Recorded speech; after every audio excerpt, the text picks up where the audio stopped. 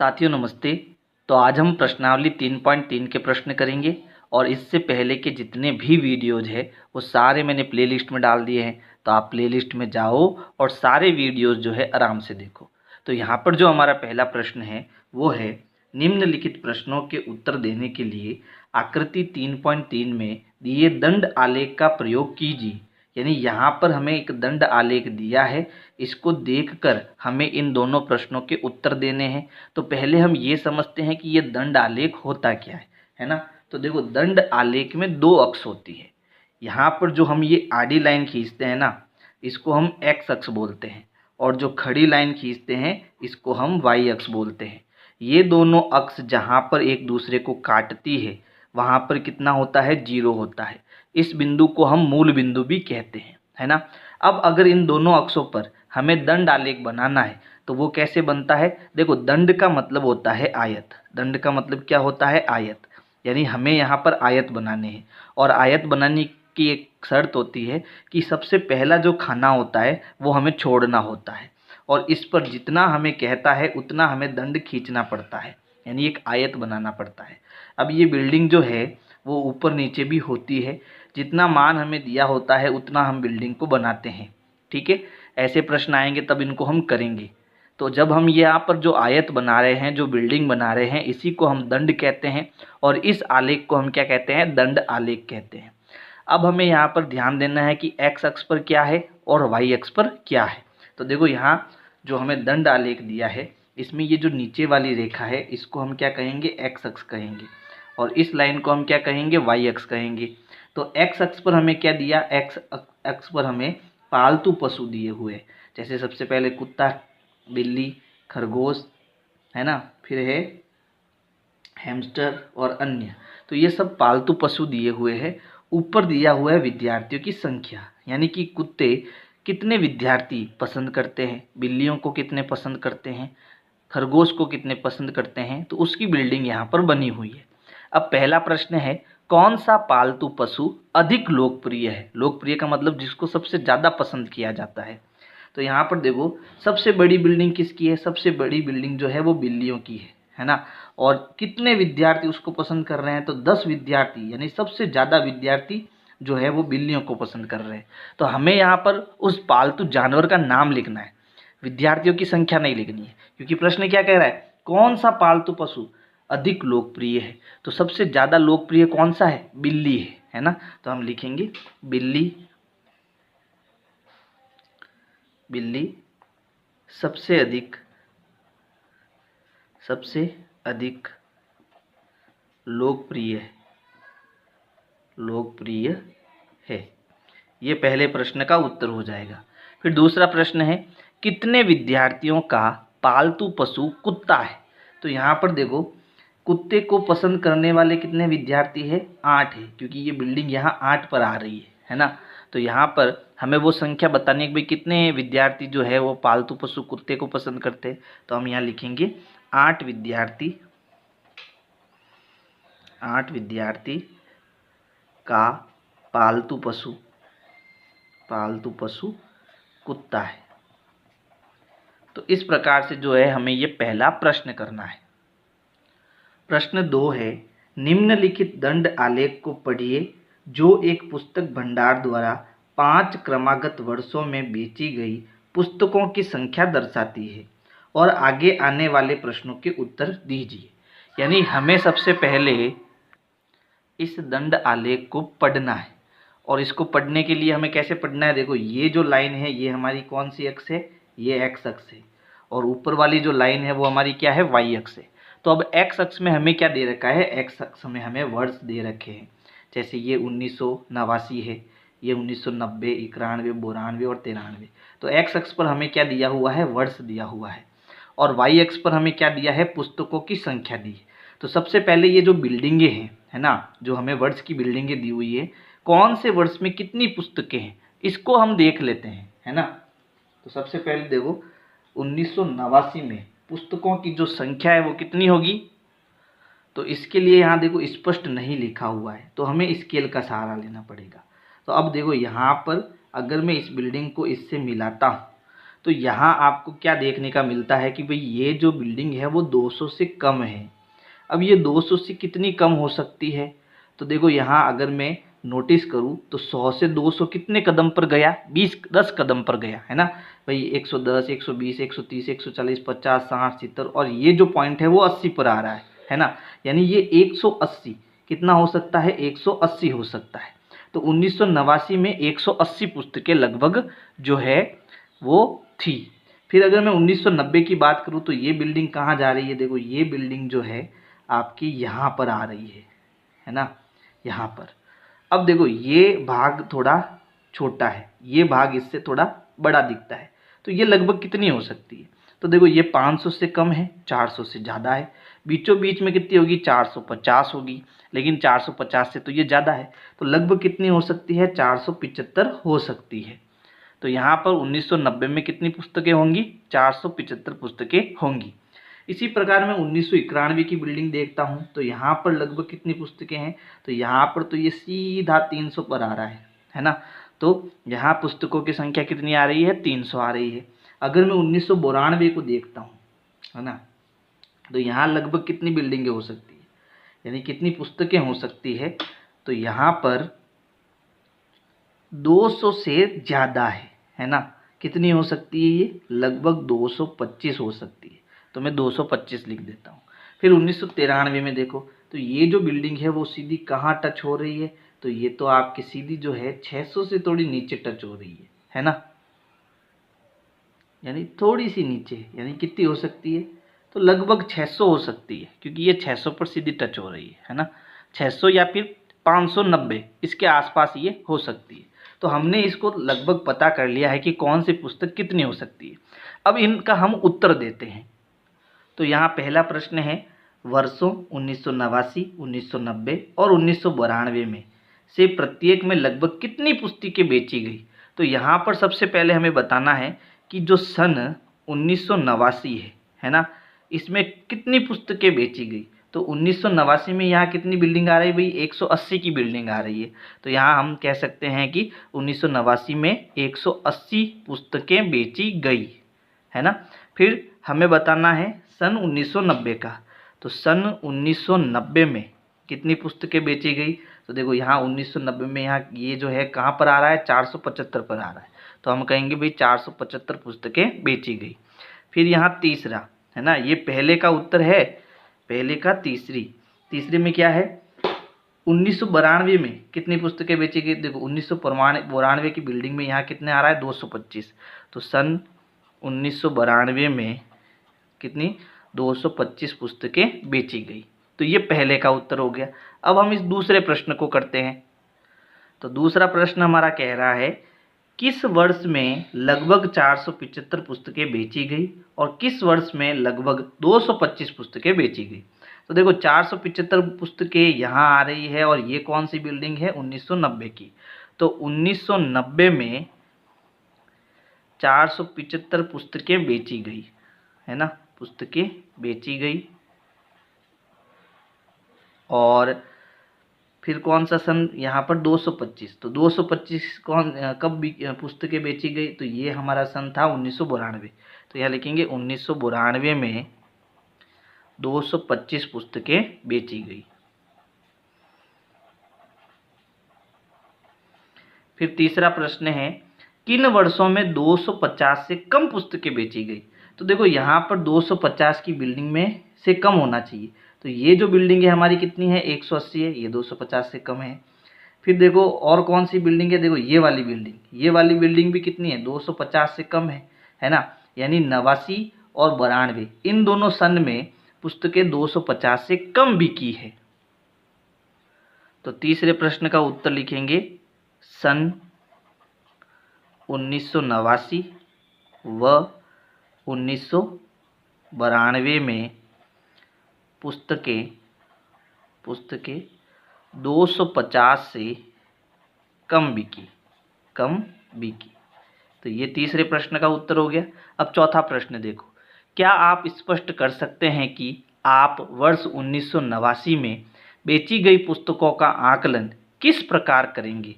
यानी हमें कैसे पता चला कि 1989 में 280 पुस्तकें बिकी, ये हमने कौन से आकलन से किया? तो यहाँ पर जो हमने आकलन किया है इसका उत्तर ये है कि यहाँ पर जो मैंने ये 1 सेंटीमीटर लिया है वो कितने खानों के बराबर लिया? 100 खानों के बराबर लिया। ठीक है, यानी कि 100 पुस्तकों के बराबर लिया। फिर यहाँ पर देखो, फिर ये 2 सेंटीमीटर है तो यहाँ कितनी पुस्तकें आ गई? 200। 3 सेंटीमीटर में 300 पुस्तकें, 4 सेंटीमीटर में 400, 5 में 500 और 6 सेंटीमीटर में 600। यानी कि यहाँ पर जो मैंने वाई एक्स लिया है उसमें 1 सेंटीमीटर 100 पुस्तकें ली है। तो यहाँ पर जो मैंने आधार लिया है वो क्या आधार है, क्या आकलन है कि 1 सेंटीमीटर बराबर 100 पुस्तक को आधार मानकर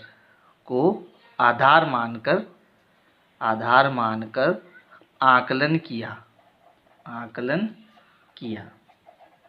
ठीक है, तो इस प्रकार से आपको प्रश्न संख्या 2 करना है। प्रश्न 3 है, 6 विभिन्न कक्षाओं के विद्यार्थियों की संख्याएं नीचे दी गई है, इन आंकड़ों को एक दंड आलेख द्वारा निरूपित कीजिए।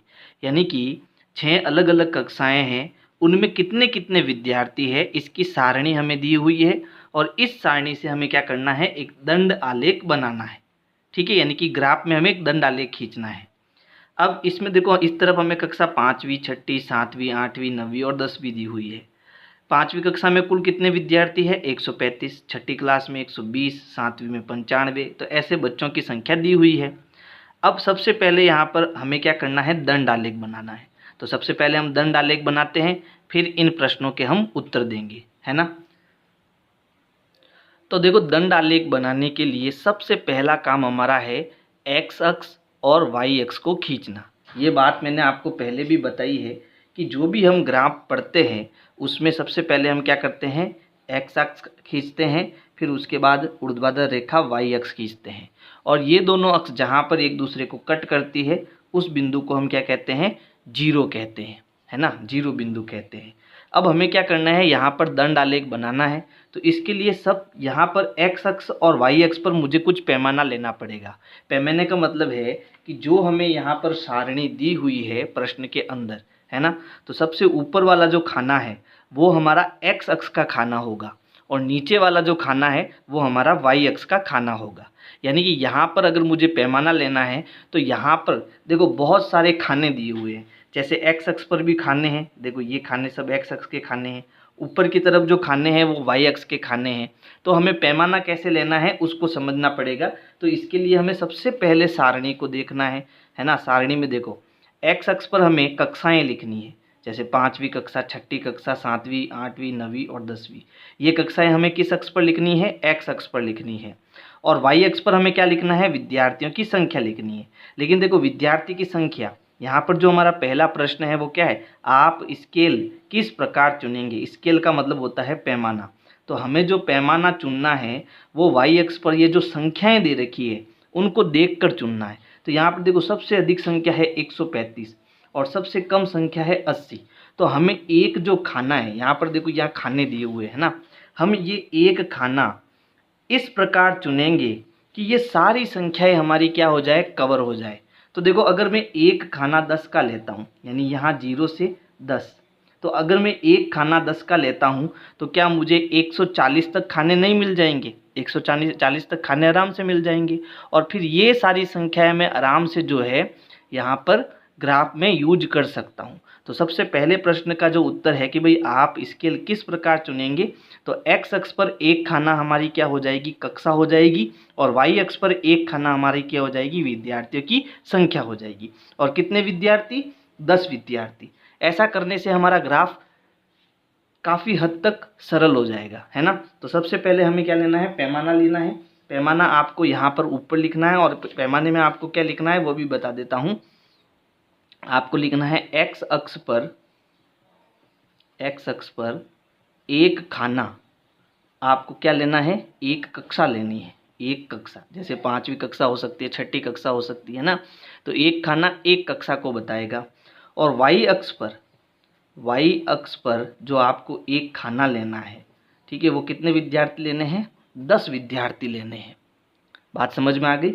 एक्स अक्ष पर एक खाना हम कोई भी एक कक्षा लेंगे, जैसे दंड आलेख में सबसे पहला जो खाना होता है वो हमें छोड़ना पड़ता है। तो यहाँ पर ये खाना मैं छोड़ देता हूँ। अब यहाँ से हम स्टार्ट करेंगे, तो ये जो यहाँ से यहाँ तक खाना होगा वो 5वीं क्लास का होगा, 5th का होगा। फिर एक खाना छोड़ना है, फिर ये दूसरा खाना हमारा किसका होगा, 6 का होगा। फिर अगला खाना 7 का होगा, फिर अगला खाना 8 का होगा, है ना। फिर अगला खाना 9th का होगा, और लास्ट वाला खाना किसका होगा, 10th का होगा। क्योंकि हमने क्या करा है, एक्स अक्ष पर कक्षाएं ली है और वाई अक्ष पर हमने क्या लिया, विद्यार्थियों की संख्या। तो यहाँ पर देखो हमें कोई खाना नहीं छोड़ना है, यहाँ रेगुलर 0 से पहला खाना कितना आएगा, 10 विद्यार्थी। फिर 2 खाने 20 विद्यार्थी, 3 खाने 30 विद्यार्थी। ऐसे करके आपको सारे निर्देशांक लिखने हैं। तो यहाँ पर ये 40 हो जाएगा, 50 हो जाएगा, 60, 70, 80, 90, 100, फिर आएगा 110, 120, 130 और यहाँ आएगा 140। क्योंकि हमारी सबसे बड़ी संख्या कितनी है, 135 है, इसलिए हमें 140 तक संख्याएं लेनी है। देखो सबसे बड़ा आंकड़ा क्या है, 135, इसलिए मैंने यहाँ पर वाई अक्ष पर 140 तक विद्यार्थी लिए हैं। अब हमें क्या करना है, अब हमें बिल्डिंग बनानी है, यानी कि दंड खींचने हैं, बड़ी बड़ी बिल्डिंग बनानी है ना। यानी मैं क्या कहना चाहता हूँ कि जो हमने एक्स अक्ष और वाई अक्ष खींचा है, इस पर हमें बिल्डिंग बनानी है ऐसे। इसी को हम क्या कहते हैं, दंड आलेख कहते हैं, है ना। तो ये हमें कैसे खींचना है, तो ये हमें सारणी को देखकर खींचना है। तो सबसे पहले देखो 5वीं कक्षा में कितने विद्यार्थी है, 135 विद्यार्थी है। अब आप कहोगे सर यहाँ पर 135 तो है ही नहीं। तो देखो 130 और 140 में बीचों बीच वाली जो लाइन होगी वो हमारी किसकी लाइन होगी, 135 की लाइन होगी, ठीक है। तो यहाँ पर हम सबसे पहले देखो, यहाँ पर टोटल छोटी छोटी 10 लाइनें होती है, तो ये जो 5वीं लाइन होगी वो किसकी होगी, 135 की होगी। अब हमें दंड कैसे खींचने, देखो तो यहाँ पर 5वीं क्लास की बात हो रही है, तो 5वीं क्लास में यहाँ से हमें कहाँ जाना है, 135 पर जाना है, क्योंकि इसके टोटल 135 विद्यार्थी है। तो यहाँ पर देखो 135 पर मैंने 2 बिंदियाँ लगाई है, इनको हमें क्या करना है, इनसे स्केल की सहायता से दंड खींचने हैं। तो मैं स्केल की सहायता से दंड खींच लेता हूँ। तो चलो बड़ी सावधानी से काम आपको ये करना है ना।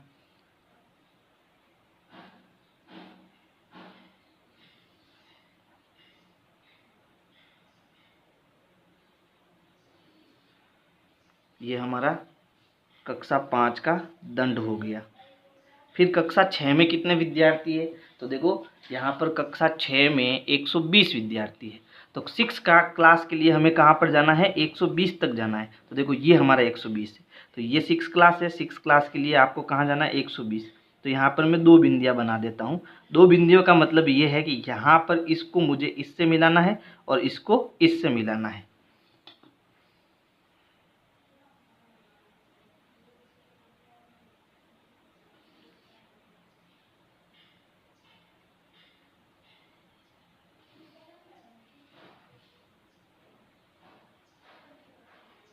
चलो ये बन गया 6 क्लास के लिए 120 विद्यार्थी। फिर हमें 7वीं क्लास के कितने विद्यार्थी दे रखे हैं, 7वीं क्लास में 95 विद्यार्थी देखे। तो 95 हमें कहाँ मिलेगा, 90 और 100 के बीचों बीच में हमें 95 मिलेगा। तो यहाँ हम यहाँ पर आ जाते हैं, ये जो है किसका है, 95 का है, बीचों बीच में, है ना। 90 और 100 के बीचों बीच में क्या आएगा, 95 आएगा। तो इसका भी हम दंड खींच लेते हैं।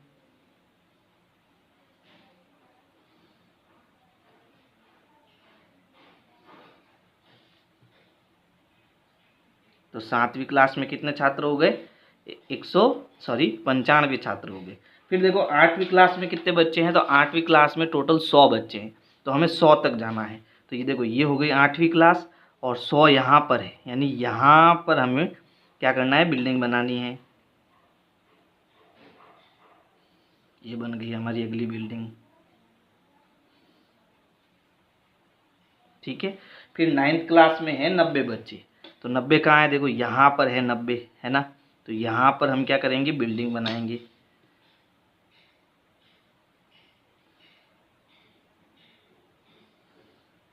ये हो गया 90 विद्यार्थी। और फिर उसके बाद 10th में कितने बच्चे हैं, 80 बच्चे हैं, यानी कि 80 छात्र हैं। तो यहाँ पर हम इसकी बिल्डिंग बनाएंगे।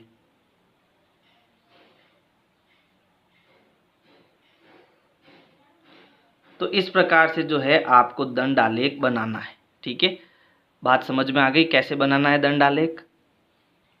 अब देखो यहाँ पर हमें कुछ प्रश्नों के उत्तर भी देने, तो यहाँ पर आप स्केल किस प्रकार चुनेंगे, तो यहाँ पर अपने को वाई अक्ष पर स्केल लेनी है। वाई अक्ष पर हमने स्केल कैसे ली, तो वाई अक्ष पर हमने एक खाना जो है कितने विद्यार्थी लिए, 10 विद्यार्थी लिए।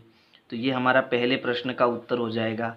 ठीक है, यहाँ पर आप जाओ तो 25 विद्यार्थी भी ले सकते हो, 40-50 विद्यार्थी भी ले सकते हो, वो आपकी मर्जी है ना। फिर उसके बाद अगला प्रश्न देखो, निम्नलिखित प्रश्नों के उत्तर दीजिए। तो पहला प्रश्न है, किस कक्षा में विद्यार्थियों की संख्या अधिकतम है और किस कक्षा में न्यूनतम है। तो देखो यहाँ पर बी के पहले प्रश्न का उत्तर क्या होगा कि सबसे ज़्यादा विद्यार्थी किस कक्षा में, 5वीं में, है ना। तो यहाँ लिखेंगे 5वीं कक्षा में, 5वीं कक्षा में अधिकतम विद्यार्थी है,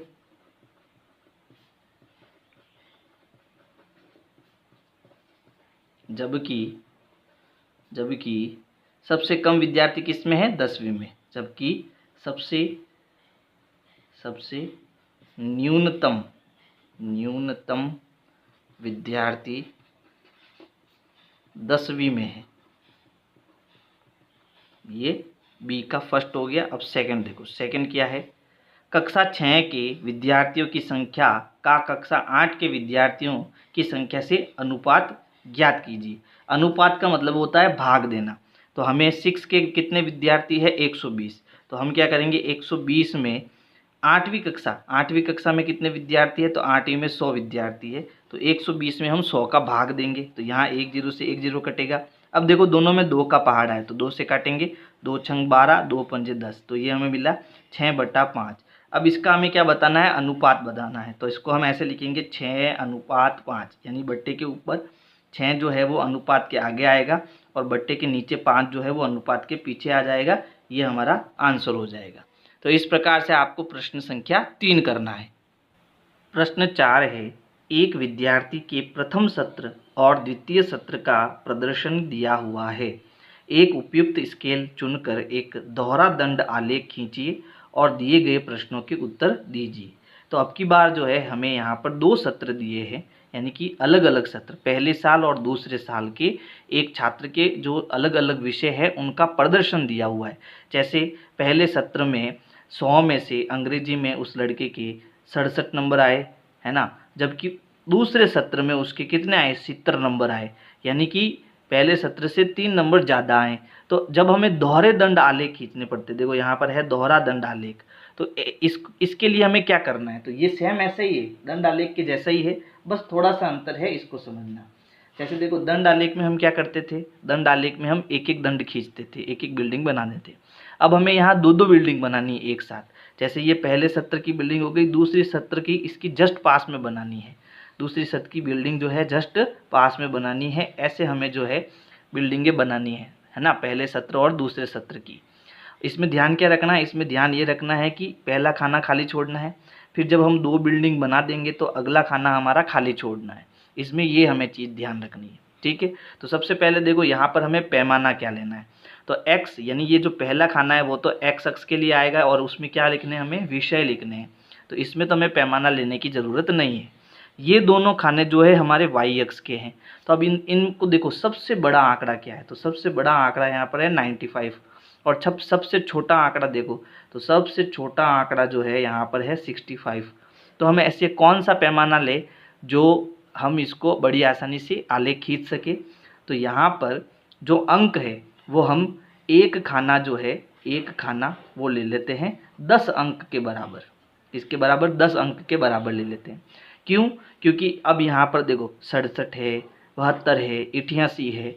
तो ये बड़ी आसानी से हम कब कर पाएंगे, जब हम एक खाना 10 अंक का लेंगे। क्यों, क्योंकि देखो जो हम ग्राफ बनाते हैं तो उस ग्राफ में ऐसे छोटी छोटी 10 लाइनें होती है ना। तो अगर मैं यहाँ 0 से 10 पर एक खाना लूँगा तो ये जो खाना होगा वो कितने का होगा, वो छोटा खाना 1 का होगा, फिर ये 2 का, ये 3 का, ये 4 का। तो इससे हम बड़ी आसानी से 7 कहाँ आएगा, 2 कहाँ आएगा, 8 का आएगा, इसका पता लगा सकते हैं, है ना। तो सबसे पहले हम क्या करेंगे, दोहरा दंड खींचेंगे, फिर इसके बाद इन प्रश्नों के उत्तर देंगे। तो देखो सबसे पहले हमें क्या करना है, एक्स अक्ष खींचना है और वाई अक्ष खींचना है, और ये दोनों अक्ष जहाँ पर काटते हैं उसे हमें ओ बिंदु नाम देना है। फिर यहाँ पर देखो पहले सत्र में कौन सा विषय है, अंग्रेजी। तो ये जितने भी विषय हैं ये सब हमें कहाँ रखने हैं, एक्स अक्ष पर रखने हैं। तो सबसे पहले हम ये विषय रख देते हैं। तो सबसे पहले देखो हमें पहला खाना जो है वो खाली छोड़ना है। फिर यहाँ इसमें पहला सत्र है और ये दूसरे सत्र के लिए है। तो यहाँ से यहाँ तक हम कौन सा सब्जेक्ट देख रहे हैं, सबसे पहले है अंग्रेजी। तो मैं यहाँ पर अंग्रेजी लिख देता हूँ, है ना। फिर उसके बाद देखो ये खाना हमें खाली छोड़ना है, फिर ये पहला सत्र का खाना और ये दूसरे सत्र का खाना। तो इसमें आपके क्या आ जाएगा, तो अगला विषय हमारा है हिंदी, तो यहाँ हम हिंदी लिख देंगे। फिर उसके बाद ये खाना हमें खाली छोड़ना है, ये पहला सत्र ये दूसरा सत्र। अगला विषय हमारा गणित है, तो हम यहाँ गणित लिख देते हैं क्योंकि एक्स अक्ष पर हम ले रहे हैं सब्जेक्ट, है ना। फिर ये खाना हमें खाली छोड़ना है, फिर ये पहला सत्र और ये दूसरा सत्र। इसमें हमें लेना है विज्ञान विषय, तो ये हो गया विज्ञान। फिर ये खाना खाली होगा, ये यहाँ पर और यहाँ पर अगला सब्जेक्ट आ जाएगा सामाजिक विज्ञान, ठीक है। तो अब हमें क्या करने हैं, इनके दंड खींचने हैं, लेकिन उससे पहले यहाँ पर जो वाई अक्ष है उस पर हमें पैमाना लेना है। और पैमाना मैंने कितना कहा, एक खाना 10 अंक के बराबर होगा। तो यहाँ पर ये खाना हमारा 10 आ जाएगा, यहाँ 20, 30, फिर 40, 50, 60, 70, फिर ये 80 तक, ये 90 और ये 100 तक हम लेंगे। 100 तक क्यों लेंगे, क्योंकि यहाँ पर अधिकतम जो आंकड़ा है वो हमारा 95 है। तो 95 से ज़्यादा हमें लेना है, तो हम 100 तक चलेंगे, है ना। अब देखो पहले सत्र में अंग्रेजी विषय में 67 अंक आए और दूसरे विषय में कितना है, 70 अंक आए। तो पहले हम 67 की बिल्डिंग बनाएंगे और फिर 70 की बिल्डिंग बनाएंगे। तो चलो 67 की जो बिल्डिंग है वो हम लाल पेन से बना देते हैं। तो देखो 67 आएगा कहाँ, तो 67 60 और 70 के बीच में आएगा। अब इनके बीच में देखो यहाँ छोटी छोटी 10 लाइनें हैं। तो एक पहली लाइन जो होगी वो 61, 62, 63, 64, 65। फिर उसके बाद में 66 और 67, यहाँ पर आपका 67 आया, है ना। तो यहाँ पर आपको क्या करना है, 67 की बिल्डिंग बनानी है। तो यहाँ पर मैं 2 पॉइंट बना लेता हूँ, इन दोनों पॉइंटों से हम इनको मिलाएंगे तो एक बिल्डिंग बनेगी। ये बिल्डिंग हमारी पहले सत्र में जो 67 नंबर आए हैं उसकी होगी, ठीक है। अब हमें दूसरी बिल्डिंग बनानी है। दूसरी बिल्डिंग में कितने नंबर है, 70, और 70 हमारा कहाँ है, यहाँ पर। तो अब हमें यहाँ से यहाँ तक जो है वो बिल्डिंग बनानी है। तो यहाँ मैं इसको एक काम करता हूँ, ऐसे ब्लू लाइन से मिला देता हूँ, ठीक है। तो ये हमारा दूसरा सत्र हो गया, और दूसरे सत्र में उसके कितने नंबर आए, तो दूसरे सत्र में उसके नंबर आए 70। तो ये आपका पहला सत्र हो गया और ये आपका दूसरा सत्र हो गया। पहले सत्र में उसके 67 नंबर आए और दूसरे सत्र में उसके 70 नंबर आए, किसमें, अंग्रेजी में। फिर उसके बाद देखो हिंदी। तो हिंदी में पहले सत्र में 72 नंबर है और दूसरे सत्र में 65। तो चलो पहले हम हिंदी में 72 नंबर लाते हैं, यानी 72 नंबर की बिल्डिंग बनाते हैं। तो देखो 72 जो है वो यहाँ, 70 यहाँ पर है, तो 70 से ऊपर क्या होता है, 72। तो ये हो गया 71 और ये हो गया 72, ये हमारा हो गया 72। तो हम पहले लाल पेन से 72 की बिल्डिंग बनाएंगे।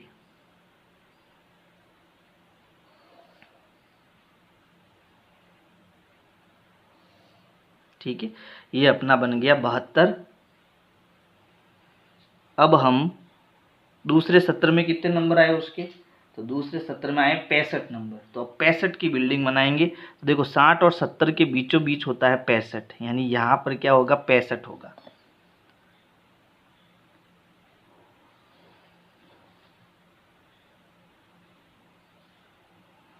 ठीक है, ये हो गया हमारा पहला सत्र और ये हो गया दूसरा सत्र, और किस में, हिंदी में, है ना। फिर देखो गणित में उसके पहले सत्र में 88 नंबर आए और दूसरे सत्र में 95 नंबर आए। तो यहाँ पर पहले में एक खाना खाली छोड़ेंगे। फिर देखो पहले सत्र में कितना है, 88। 88 मतलब 80 और 90 के बीच में। तो 80 से अपन खाना गिनेंगे, तो 90 से 2 खाना छोड़ेंगे तो हमें कितना मिलेगा, 88 मिलेगा। तो हम क्या करेंगे, यहाँ पर ये 90 हो गया, ये 89 और यहाँ पर आएगा 88। तो 88 पर हम 2 पॉइंट लगा देंगे और यहाँ से बिल्डिंग बनाएंगे। तो गणित में जो पहले सत्र में हम उसके कितने नंबर आए, 88 नंबर आए, उसकी बिल्डिंग हम बना रहे हैं।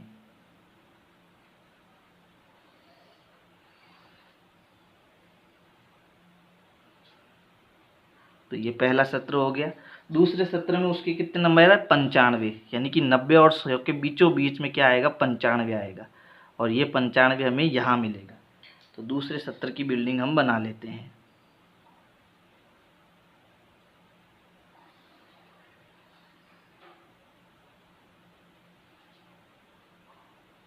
ठीक है, ये हो गया हमारा पहला सत्र, ये हो गया दूसरा सत्र। अब देखो विज्ञान में पहले सत्र में 81 और दूसरे सत्र में 85 नंबर। तो सबसे पहले हमें 81 पर जाना है। तो 80 से एक ऊपर कितना हो जाएगा 81। तो ये हो गया 80, ये खाना हमें खाली छोड़ना है। तो यहाँ पर 80 है और इसके ऊपर एक खाना जो है वो कितने का हो जाएगा 81 का हो जाएगा। तो पहले हम 81 की बिल्डिंग बना लेते हैं।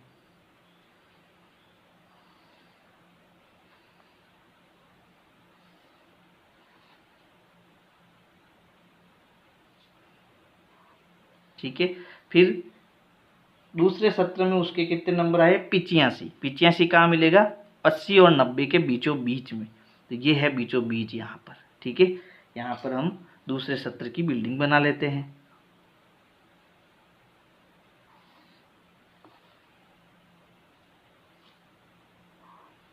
ये हो गया हमारा पहला सत्र और ये हो गया दूसरा सत्र। अब देखो सामाजिक विज्ञान में पहले सत्र में 73, दूसरे सत्र में 75। अब 73 हमको कहाँ मिलेगा, तो देखो 73 70 के 3 ऊपर मिलेगा। तो ये 70 है ना, 71, 72 और ये 73। तो यहाँ पर हमें 73 की बिल्डिंग बनानी है। चलो बना लेते हैं।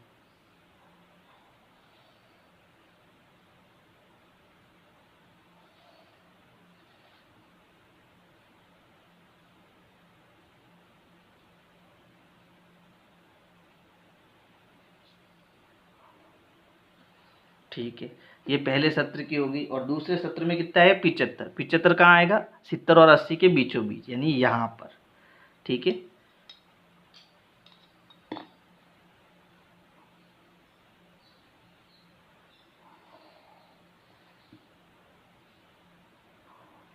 ये हमारा पहला सत्र और ये दूसरा सत्र। तो ये आपके हो गया दोहरा दंडालेख। इसमें आप ये मेंशन कर सकते हो कि जो हमने लाल कलर दिया है यानी कि रेड कलर जो है वो हमारा क्या है पहला सत्र है, और जो ब्लू कलर है ना ब्लू, वो हमारा सेकेंड सत्र है। ठीक है, और यहाँ पर अंग्रेजी, हिंदी, गणित, विज्ञान और सामाजिक में कितने कितने नंबर आए उसकी बिल्डिंग हम बना चुके हैं। अब यहाँ पर हमें कुछ प्रश्नों के उत्तर भी देने हैं। तो देखो यहाँ पर प्रश्न क्या है, पहला प्रश्न है किस विषय में विद्यार्थी ने अपने प्रदर्शन में सबसे अधिक सुधार किया। इसका मतलब ये है कि पहले सत्र में उसके कम नंबर होंगे और दूसरे सत्र में सबसे ज़्यादा अंक होंगे। तो यहाँ पर साफ साफ दिख रहा है गणित में 88 से ये कहाँ पर आ गया 95 में। तो यहाँ उसके सबसे ज़्यादा सुधार हुआ है। तो अगर हम बिल्डिंग से अगर इसका उत्तर देना चाहे तो देखो गणित में ये पहली बिल्डिंग छोटी है और दूसरी बिल्डिंग इसकी तुलना में बड़ी है ना, यानी सबसे बड़ी बिल्डिंग यही आ रही है। तो उसने किस विषय में सुधार किया, गणित विषय में सुधार किया। तो पहले प्रश्न का तो उत्तर यहाँ पर क्या आ जाएगा गणित विषय में, है ना। फिर देखो दूसरा प्रश्न, देखो दूसरा प्रश्न है किस विषय में सुधार सबसे कम है, यानी अभी भी हमें सुधार बताना है। सुधार तो देखो यहाँ पर ये सबसे ज़्यादा सुधार हुआ और यहाँ पर इसकी तुलना में कम सुधार है और सबसे कम सुधार इसमें हो रहा है, यानी कि सामाजिक विषय में सबसे कम सुधार हुआ है ना। तो यहाँ पर दूसरे का उत्तर हमारा हो जाएगा सामाजिक विज्ञान, सामाजिक विज्ञान। फिर तीसरा प्रश्न है क्या किसी विषय में प्रदर्शन नीचे गिरा है, यानी किस विषय में प्रदर्शन नीचे गया वो बताना है। तो देखो यहाँ पर अगर मैं हिंदी की बात करूँ तो पहले प्रदर्शन अच्छा था लेकिन बाद में प्रदर्शन कम हो गया, बाकी किसी में भी प्रदर्शन कम नहीं हुआ, हिंदी में प्रदर्शन कम हुआ। तो यहाँ पर साफ साफ हम लिख सकते हैं हाँ हिंदी विषय में प्रदर्शन कम हुआ, है ना। चलो इस प्रकार से आपको ये प्रश्न संख्या 4 करना है। प्रश्न 5 है किसी कॉलोनी में दिए गए सर्वेक्षण से प्राप्त निम्नलिखित आंकड़ों पर विचार कीजिए।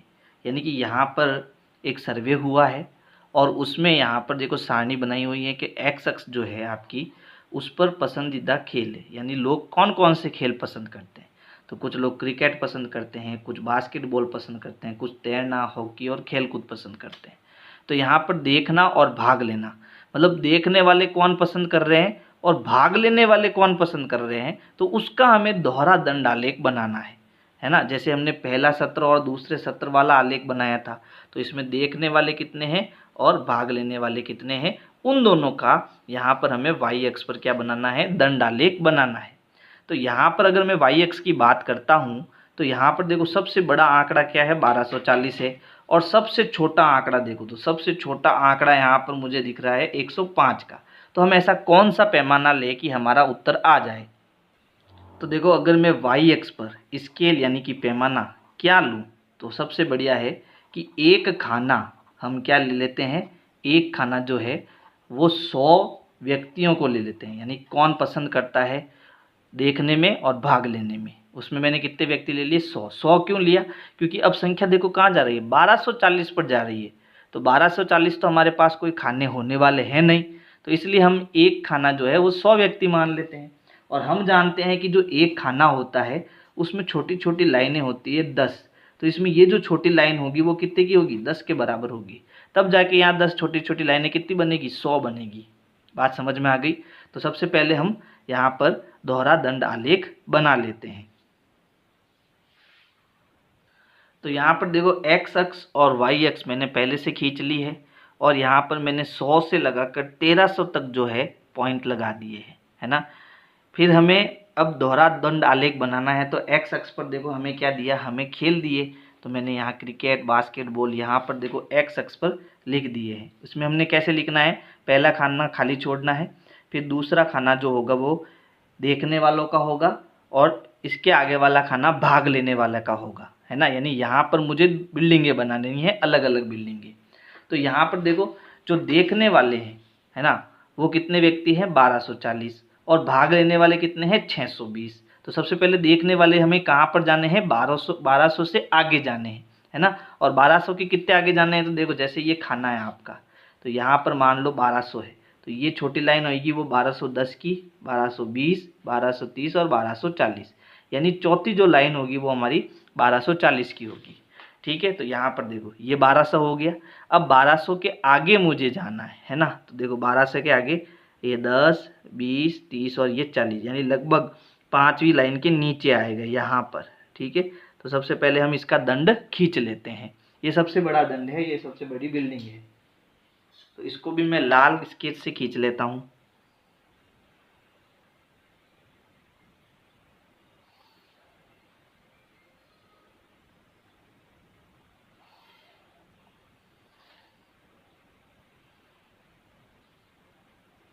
ये हो गया 1240।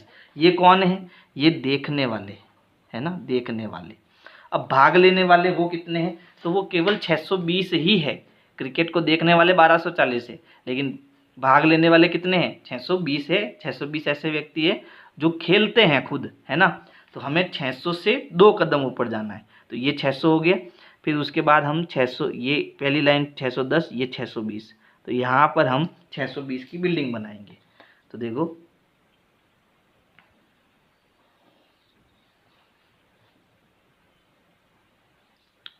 ये हो गया हमारा भाग लेने वाले। ये कौन हो गए, भाग लेने वाले। ठीक है, तो देखो कितना अंतर आ गया। क्रिकेट देखने वाले कितने हैं, बहुत ज़्यादा है, और भाग लेने वाले बहुत कम है। फिर इसके बाद देखो अगला हमारा खेल है बास्केटबॉल। तो बास्केटबॉल में हमारे देखने वाले कितने हैं, 470, और भाग लेने वाले 320। तो हमें 400 के 7 ऊपर जाना है ना। तो 400 से 7 ऊपर जाना है। पहले देखना एक खाना में खाली छोड़ना है, इसका ध्यान रखना। कितना है, 470 है। तो 400 के बाद छोटी छोटी 7 लाइनें। तो देखो ये 5, ये 6 और ये 7, ये हमारी 7वीं लाइन हो जाएगी। तो यहाँ पर पहले हम बिल्डिंग बना देंगे।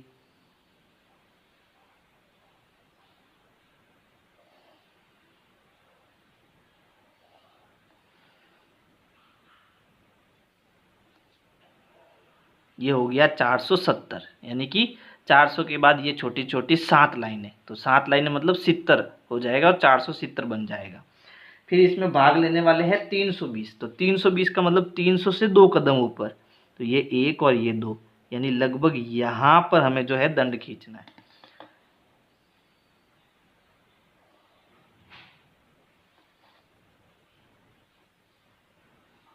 ठीक है, तो ये तो आपके देखने वाले हैं और ये आपके भाग लेने वाले। डी मतलब देखने वाले, बी मतलब भाग लेने वाले। फिर देखो बास्केटबॉल हो गया तैरने वाले। तो तैरने वाले देखो 510 तो देखने वाले हैं और 320 भाग लेने वाले। तो हमें 510 की बिल्डिंग बनानी है। तो देखो ये हो गया हमारा 500 और इसके एक कदम ऊपर जाएंगे तो वो हो जाएगा 510। ठीक है, तो इसकी बिल्डिंग बना लेते हैं जल्दी से।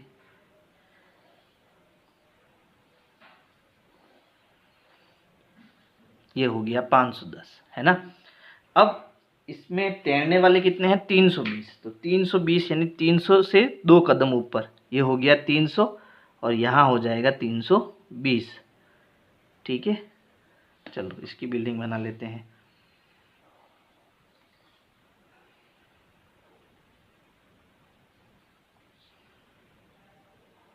तो देखो ये है देखने वाले और ये है भाग लेने वाले।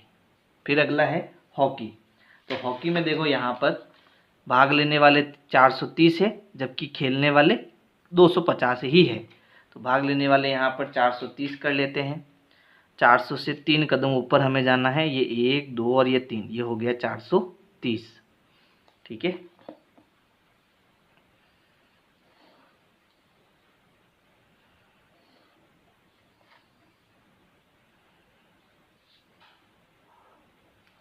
फिर यहाँ खेलने वाले बहुत कम है, कितने हैं? 250, यानी 200 से 5 कदम ऊपर, है ना। ये 200 हो गया और ये 250 हो गया।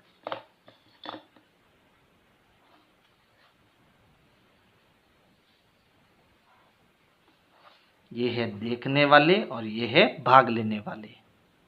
फिर देखो जो खेल कूद को देखते हैं, है ना, वो है 250 और भाग लेने वाले कितने हैं? 105। तो हमें 250 की बिल्डिंग बनानी है, यानी कि यानी यहीं पर, है ना, यहीं पर बनेगी। ये हो गया हमारा 250।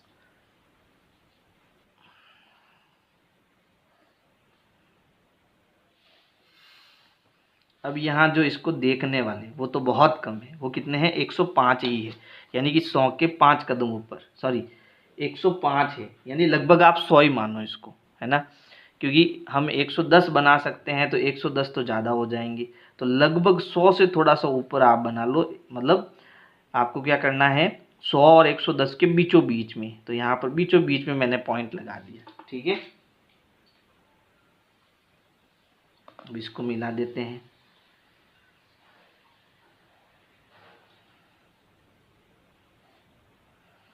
ये है भाग लेने वाले, सॉरी ये है देखने वाले और ये है भाग लेने वाले। तो इस प्रकार से आपको ये दंड आलेख बनाना है ना। ये कौन सा आलेख है? दोहरा दंड आलेख है। इसमें दो दो बिल्डिंगें बन रही है। आप चाहो तो इसमें लिख सकते हो कि जो ये रेड बिल्डिंग आपने बनाई है वो तो आपकी किसकी है? देखने वालों की है। और जो ब्लू बिल्डिंग आपने बनाई है वो आपके किसकी है? भाग लेने वालों की है। अब देखो इसमें हमें कुछ प्रश्नों के उत्तर भी देखने। तो सबसे पहला प्रश्न है, एक उपयुक्त स्केल चुनकर एक दोहरा दंड आलेख खींचिए। वो हमने बना लिया है। इस दंड आलेख से आप क्या निष्कर्ष निकालते हैं? तो अगर मैं ये आलेख देखता हूँ तो सबसे कम बिल्डिंग किसकी है भाई? खेल कूद की है। तो हमें ये लिख रहा है कि ये जो कॉलोनी के व्यक्ति है उसको खेल कूद में जो है सबसे कम जो है क्या है? रुचि है। तो हम यहाँ पहले प्रश्न का उत्तर क्या लिखेंगे? पहले प्रश्न का उत्तर हो जाएगा कि लोगों को खेल कूद में कम रुचि है ना।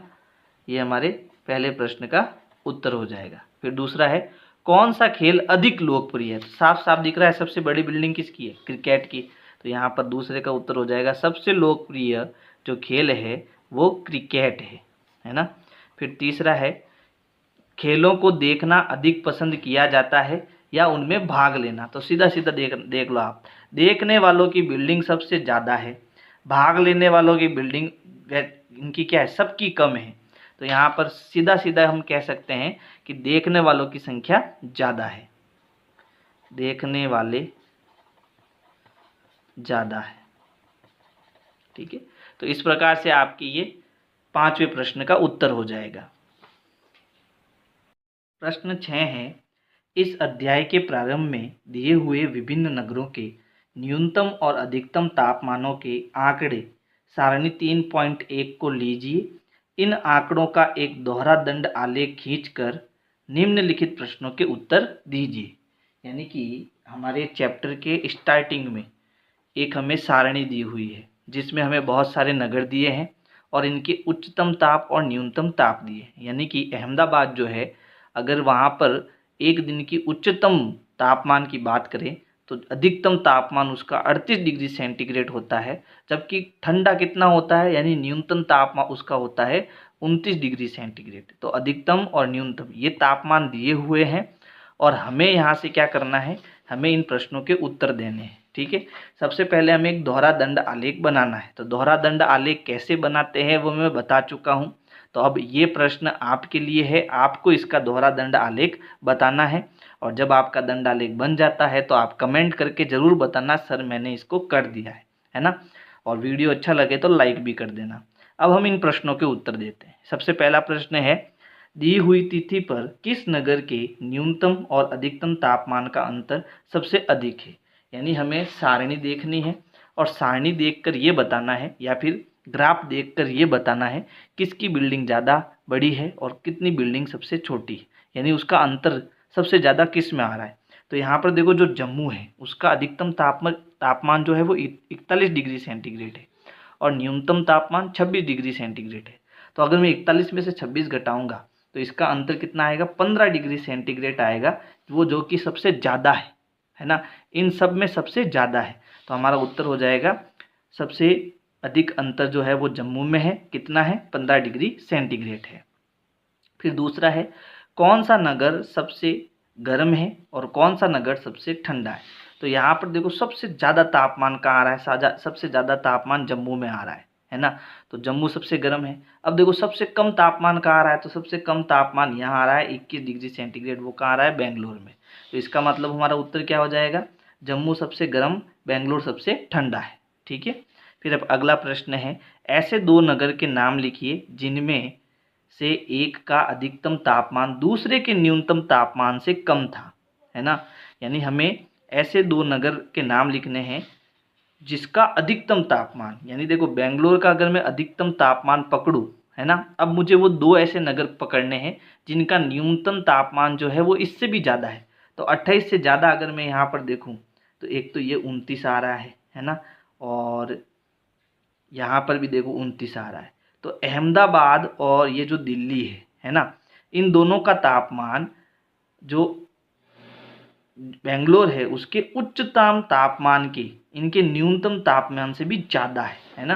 तो ये हमारा उत्तर क्या हो जाएगा, बेंगलोर का अधिकतम ताप दिल्ली व जयपुर, ये जयपुर है ना, ये जयपुर है, यहाँ पर 29 जयपुर का है, तो दिल्ली और जयपुर के न्यूनतम ताप से भी कम है। अगला प्रश्न है, उस नगर का नाम लिखिए जिसके न्यूनतम और अधिकतम तापमानों का अंतर सबसे कम है, यानी अंतर बहुत कम आता है, घटाने पर बहुत कम छोटी छोटी संख्या मिलती है। तो वो कौन सा होगा, देखो ढूंढो यहाँ पर। तो यहाँ देखो बॉम्बे जो है, मुंबई है ना, अधिकतम ताप 32 है और न्यूनतम ताप 27 है। घटाएंगे तो कितना आएगा, 5 डिग्री सेंटीग्रेड आएगा, जो इन सभी से बहुत कम है। इन सब का अंतर निकालेंगे तो सबसे ज़्यादा 15 डिग्री आएगा, सबसे कम 5 डिग्री आएगा। तो इसका उत्तर क्या हो जाएगा, इसका उत्तर हो जाएगा मुंबई, और अंतर कितना आ रहा है इसका, 5 डिग्री सेंटीग्रेड आ रहा है। तो इस प्रकार से आपको प्रश्न 6 करना है। और अगर मेरे वीडियोज़ आपको पसंद आ रहे हैं तो वीडियो को लाइक करना है, अपने दोस्तों को शेयर करना है। Thank you.